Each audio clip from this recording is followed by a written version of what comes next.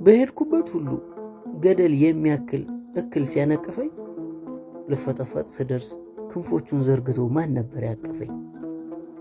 ከሰው እንደራቀ እንደ ምስኪን መናኝ ብቻዬን ስቸገር አለውልህ ብሎ ማን ነበር ያጽናናኝ?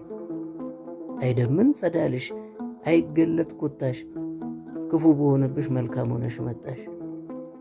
አትፈርጅ እንደ ንጉሥ ከቆምሽበት መንበር ልጅሽን ብትሆኚ ምን ይውጠኝ ነበር? የልመናሽ እንባ ምንጭ ያረሰርሳል ሙት ነፍስን ያድሳል። ዙሪያው ጫፍ ባይኖረው የበደሌ ጥምጥም ከምልጃሽ አይበልጥም። ጀርባሽ አይታክተው የድኩም ሰው ቀንበር እናቴ ባትሆኚ ምን ይውጠኝ ነበር?